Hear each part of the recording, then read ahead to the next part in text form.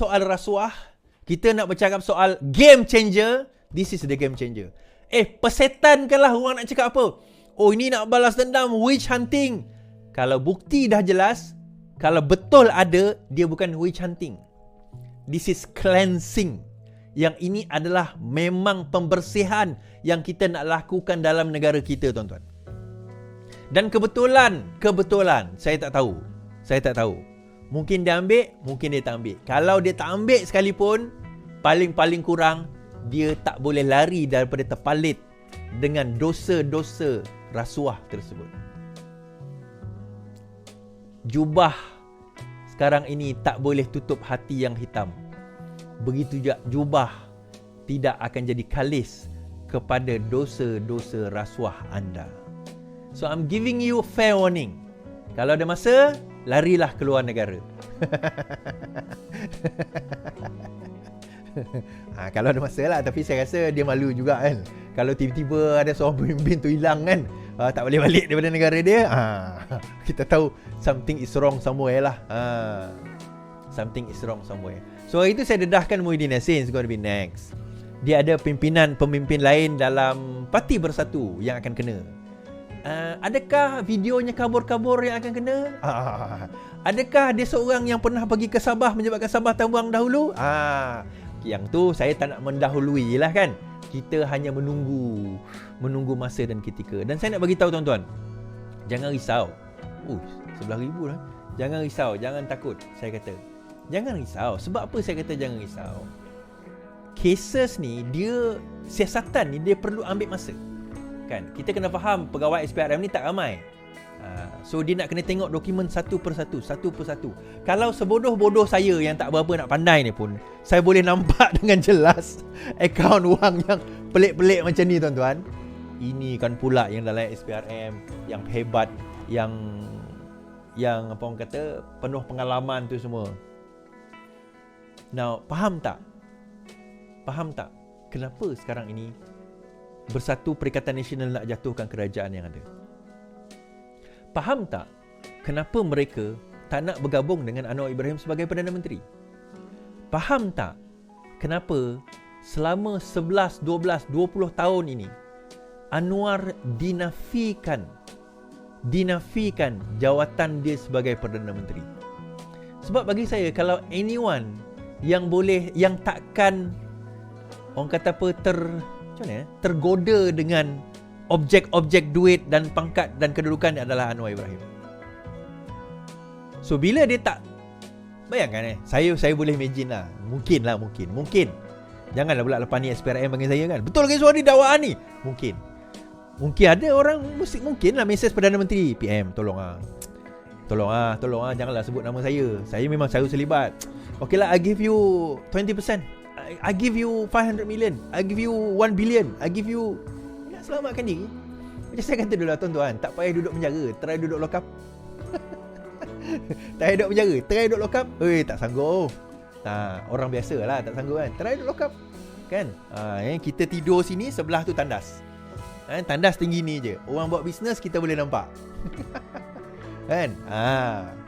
Baring kita semua sebaris je. Kan? Himpit-himpit macam tu. Siap kena peluk lagi. Pal kau peluk aku pula ni. Terai lah.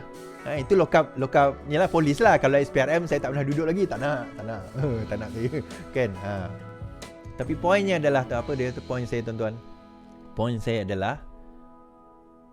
adalah sekarang ini, lepas ni politik kita ke arah mana? So saya kata parti, saya ingat dulu saya pernah cakap kan, parti ni muncul dengan banyak setelah UMNO kalah pada tahun 2018. Baru dia orang nampak ada peluang nak kalahkan UMNO, ada peluang nak berkuasa. Tetapi hujungnya nanti mereka akan dilute. Parti-parti ni akan dilute. Ini pengalaman saya sendirilah dalam politik ni. Banyak parti yang muncul, yang besar, dilute. Tuan-tuan mungkin tak pernah dengar Permas. Permas ni Pakcik Taib Mahmud dulu buat untuk lawan Taib Mahmud. Tak ada dah sekarang. Semangat 46 antara parti yang besar dah tak ada dah. Parti tu masih ada, tapi dah tak ada lah. Dah habis, dah dormant. So lepas ni mungkin dah anak-anak muda yang mungkin dah mencapai usia pakcik nanti, satu hari nanti boleh bercerita dengan anak-anak. dulu ayah, pakcik, uncle ada parti nama Bersatu. Korang tak tahu. Pakcik ni dulu Walargon. Tapi parti tu dah pun dimansuhkan, dah tak wujud lagi dah. Tapi pakcik lah salah seorang Walargon tu dulu. Jangan tahu. Oh, pakcik lah Walargon disebut oleh Atuk Iswardi tu. Pakcik lah tu. Kan? Jadi itu je lah tuan-tuan. So kita tunggu beberapa hari ni. Esok Muhyiddin Yassin dipanggil. I think untuk undian kepada bajet, I think tak ada masalah sangat lah. It's not big issues. Dan oh yeah, by the way, subscribe kepada YouTube saya almost 100,000. YouTube saya 90,000. Saya ingatkan 97,000, silap. 90,000. So saya perlukan dalam about 90,000 apa? 91,000. So 9,000 lagi subscriber. Another 9,000 subscriber. 9,000 lagi subscriber untuk 9,000 lagi subscriber untuk mencapai 100,000. So saya harap tuan-tuan dan puan terus subscribe. Kalau ada kawan-kawan, jiran-jiran, anak beranak semua yang belum subscribe, paksa dia orang subscribe. Kan? Jangan marah kan. Takkan serius ni panjang kan. Alright, terima kasih Walargon yang akan menangis di Bucur Katil. Walaon yang akan menangis di Bucur Katil. Terima kasih. Ingatlah Walargon. Tiada esok bagimu kalau Songlap lagi duit rakyat. Hoi. Kau duk kutuk UMNO kan? Sekarang ni pemimpin kau kan, dengan 250 juta dia, insya-Allah akan ada di dalam.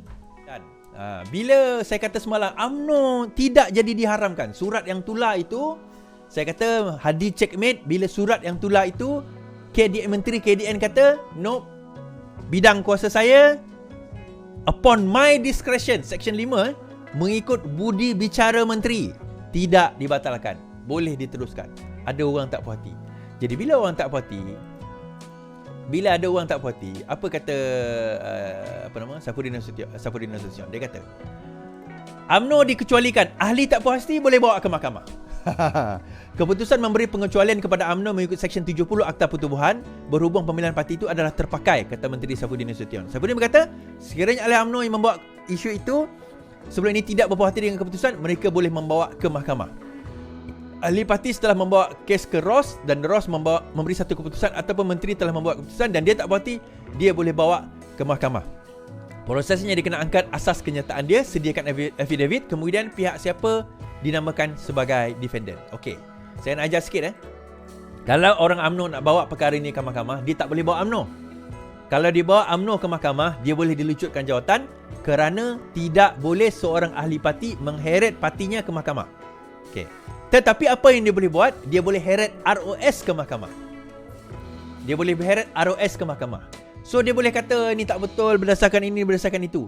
Tetapi percayalah, saya boleh bagi tahu keputusan, save your money.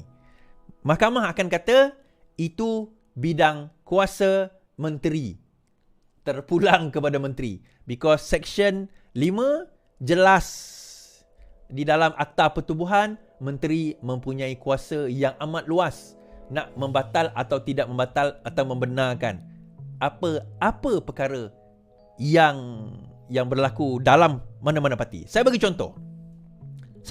Ada yang kata, ya ke Is? Saya bagi contoh. Tuan-tuan tahu tak bahawa parti ni dia kena mengadakan pemilihan parti 3 tahun. Setiap 3 tahun wajib buat. Kalau dia tak boleh buat, dia kena apply dengan ROS tambah 18 bulan. Betul? Okey. UMNO dah lepas dah 3 tahun campur 18 bulan. Tetapi Hamzah Zainuddin menggunakan kuasa dia membenarkan pemilihan parti 6 bulan selepas PRU. Mana datang kuasa tu? Itu kuasa menteri yang sangat luas. Okey, menteri itu sangat luas. Okey, saya tak nak intend nak pergi panjang malam ni sebenarnya kan. I think Aina dia ada live dengan YB Sani kot. Tak tahu lah, 10.30 dia kata dia start. Hari ini timbul satu, yalah, tadilah berita mengatakan bahawa Muhyiddin Yassin telah ditangkap. Seorang pemimpin tertinggi bersatu telah ditangkap. Okey. Cerita dan ura-ura penangkapan ini saya dah dengar sejak beberapa hari yang lepas. Tarikhnya belum ada. Tarikhnya belum ada, tetapi berita itu dah tersebar. Sebab itu kalau perasan last week saya buat cerita Muhyiddin Yassin is next. Bukan saya je lah, ramai je dengar benda ni. Sebab itu Muhyiddin yang itu cepat-cepat dia buat kenyataan saya bukan suspek. Kemudian SPRM kata, tak, kau masih suspek. Kan, kau masih suspek. Now, apa yang berlaku hari ini? Hari ini dikatakan Muhyiddin Yassin tengah main golf, tengah-tengah dia main golf, SPRM pergi cukup dia. Katanya. Tetapi ini dinafikan oleh pembantu Muhyiddin Yassin dan juga Muhyiddin Yassin sendiri. Dia mengatakan di dalam berita hari ini, Muhyiddin Yassin Muhyiddin dipanggil SPRM nafi ditahan di padang golf. Presiden Bersatu dipanggil ke ibu pejabat SPRM Putrajaya 11 pagi esok. Muhyiddin yang juga bekas Menteri Perdana Menteri mengesahkan perkara ini menerusi kenyataan Facebook susulan spekulasi dia akan dihadapkan dengan pertuduhan di mahkamah. Dia juga menegaskan laporan bahawa dia telah ditahan di padang golf hari ini adalah tidak benar. Hari ini saya hadir ke beberapa mesyuarat berkaitan Perhimpunan Agung Tanah Bersatu yang akan memulai Jumaat ini. Bagaimanapun, esok Khamis saya diminta ke ibu pejabat SPRM pada pukul 11 pagi. Sementara itu, Ahli Jawatankuasa Pemuda Bersatu Haris Idham Abdul Rashid memberitahu Malaysia Kini bahawa penyokong parti akan berkumpul bagi menunjukkan sokongan kepada presiden mereka esok. Ini saya kata tu. Kan, mereka akan berkumpul esok hari dan menyatakan jangan sentuh abah kami. Okey, saya nak bagi tahu. Pertama kepada Muhyiddin Yassin, jangan pakai semak-semak lah. Pakai biasa je. Kemungkinan tak keluar kot. Itu je lah. Kemungkinan tak keluar, mungkin reman 2 hari macam tu lah sebelum dibuat pertuduhan. Ini kemungkinan. Jangan ada kata saya mendahului SPRM pula. Ini kemungkinan, kan. Now, kenapa perkara ini boleh berlaku? Salah satunya, seperti yang saya dedahkan tempoh hari, adalah berkenaan dengan kenyataan pendapatan yang didapati agak luar biasa oleh Bersatu dalam tempoh 2 tahun. Lebih 250 juta dilabelkan sebagai fee dan juga bukan fee, dilabelkan sebagai derma kepada Bersatu dalam tempoh pada tahun 2020 sehingga 2021, 2 tahun saja. Lebih 250 juta masuk ke dalam akaun Bersatu. Itu salah satunya. Dan bila Perdana Menteri mengemukakan traces of documents yang kita tak tahu, saya sendiri pun tak tahu, traces of documents yang dihantar kepada SPRM terutamanya, mereka menjumpai banyak discrepancies, kepelikan. Antara yang kena tahan di samping Tasik Gelugur kan. Kemudian Adam, kemudian Bendahari Bersatu, saudara Bendahari Bersatu yang menandai Datuk Muhammad Saleh bin Bajuri. Antaranya, saya kata kemungkinan esok Muhyiddin masuk, dia tak keluar. Mungkin dia masuk, dia tak keluar. Mungkin ditahan reman sehari, mungkin. Ini ada kemungkinan. So bersedia je lah.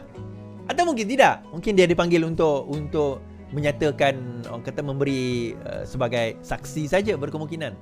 Tetapi tuan-tuan, agak macam mana kata, agak ralat ataupun agak pelik lah kalau yang bawah-bawah ni kena, tapi yang atas boleh terlepas. Kecuali dia seorang yang sangat licik lah. Kalau dia sangat licik macam seseorang tu, berkemungkinan dia boleh lepas. Tapi dalam keadaan yang tak licik ni, dia sukar sebenarnya untuk dia nak melepaskan diri. Now, siapa lagi yang berkemungkinan akan kena diheret? Ada beberapa nama yang sekarang ini berdegar-degar dan berlayar-layar. Thank you 10,000 yang menonton. 10,000 sekarang ni menonton kita, kan? Berlayar-layar dan bergentayangan sekarang ini. Saya nak sebut, saya tak nak mendahului list yang ada, kan? Saya tak nak mendahului list yang ada, tetapi ada beberapa yang prominent. Sebab itu bila kita tangkap, tuan-tuan, kita tak tangkap ala-alang.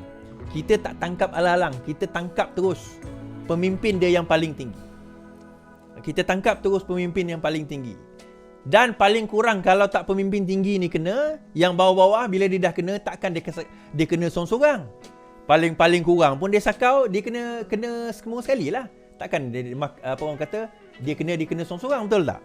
So dia nak kenakan dia nak kenakan pemimpin tu, dia tak boleh kena seorang-seorang. Dia mesti nak kena tarik juga pemimpin-pemimpin lain. Saya nak bagi satu cerita. PAS pernah mengakui dia menerima jutaan ringgit. Kita ada audio yang terdedah dahulu. 10,104 orang. Terima kasih menonton. Kita ada apa orang kata, pernah dahulu terdedah satu audio di mana Nick Abduh mengatakan bahawa